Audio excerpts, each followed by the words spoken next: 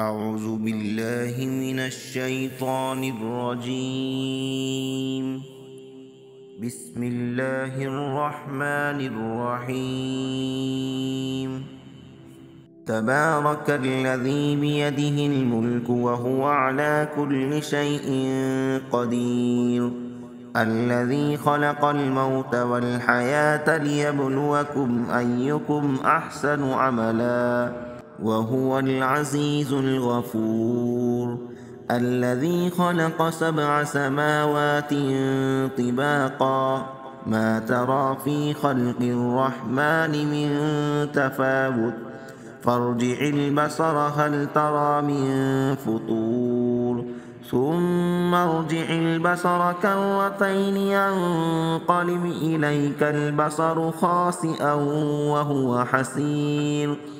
ولقد زينا السماء الدنيا بمصابيح وجعلناها رجوما للشياطين وأعتدنا لهم عذاب السعير. وللذين كفروا بربهم عذاب جهنم وبئس المصير. إذا ألقوا فيها سمعوا لها شهيقا وهي تفور تكاد تميز من الغيظ كلما ألقي فيها فوج سألهم خزنتها ألم يأتكم نذير قالوا بلى قد جاءنا نذير فكذبنا وقلنا ما نزل الله من شيء إن أنتم إلا في ضلال كبير. وقالوا لو كنا نسمع أو نعقل ما كنا في أصحاب السعير فاعترفوا بذنبهم فسحقا لأصحاب السعير. إن الذين يخشون ربهم بالغيب لهم مغفرة وأجر كبير. وأسروا قولكم أو اجهروا به إنه عليم بذات الصدور. ألا يعلم من خلق وهو اللطيف الخبير. هو الذي جعل لكم الأرض ذلولا فامشوا في مناكبها وكلوا من رزقه وإليه النشور. أأمنتم من في السماء أن يخسف بكم الأرض فإذا هي تمور أم أمنتم من في السماء أن يرسل عليكم حاصبا فستعلمون كيف نذير. ولقد كذب الذين من قبلهم فكيف كان نكير.